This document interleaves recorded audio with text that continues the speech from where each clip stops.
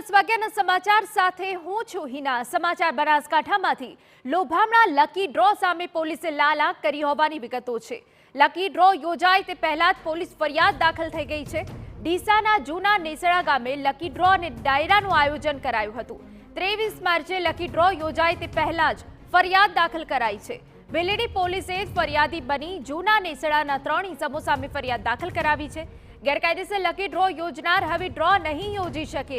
સરહદી વિસ્તારોમાં હજુ પણ લાગેલા છે લકી ડ્રો યોજવાના પોસ્ટર।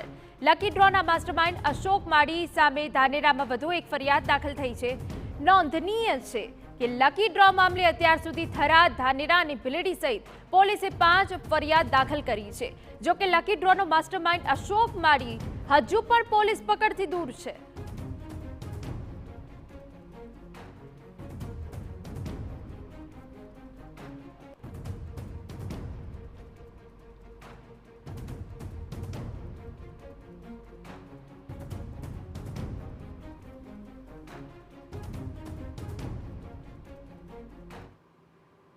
संवाददाता अतुल त्रिवेदी વધુ વિગતે વાત કરવા જો રહ્યા છે। અતુલ, પૂરી વિગત।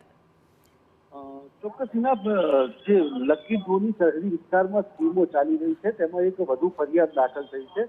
આ જે લોભાવણી સ્કીમો હોય છે ને તેમાં ભીલડી પોલીસ મથકમાં ગુનો નોંધાયો છે। આજે ડીસા તાલુકાનું જૂના નેસડા ગામ છે અને ત્યાં ત્રીજા મહિનામાં લકી ડ્રો થવાનો હતો અને તેનો ડ્રાઈરો પણ થવાનો હતો, પરંતુ જે પોસ્ટરો લાગ્યા હતા અને તેને આધારે પોલીસ જ ખુદ ફરિયાદ બની અને પોલીસે ગુનો દાખલ કર્યો છે। આ લકી ડ્રોમાં અત્યાર સુધી જિલ્લામાં 5 ફરિયાદો દાખલ થઈ ચૂકી છે। જે લકી ડ્રોનો માસ્ટર માઇન્ડ છે અશોક માળી, તેની સામે પણ 3 ગુનાઓ દાખલ થઈ ચૂક્યા છે અને જે પ્રકારે આ લકી ડ્રોની ગેરકાયદેસર સ્કીમો છે તેના પર પોલીસે લાલ આંખ કરી છે અને પોલીસની પણ જે પ્રકારે અપીલ છે કે આવા જે લકી ડ્રો કરતા સંચાલકો હોય અને જેને તેમની સામે કોઈ દુર્વ્યવહાર થયો હોય તો તે પણ પોલીસ ફરિયાદી થઈ શકે છે। ત્યારે જે પ્રકારે આ લકી ડ્રોની માયાજાળ છે તેમાં લાખો લોકો ઠગાય છે અને આ મામલે હવે પોલીસે કડકાઈથી કાર્યવાહી શરૂ કરી છે। બિલકુલ આભાર। તો ગેરકાયદેસર લકી ડ્રો યોજનાર હવે ડ્રો નહીં યોજી શકે। જો કે આ સમગ્ર ઘટનામાં જે માસ્ટર માઇન્ડ અશોક માળી છે તે હજુ પોલીસ પકડથી દૂર છે। વધુ એક ફરિયાદ દાખલ થઈ છે।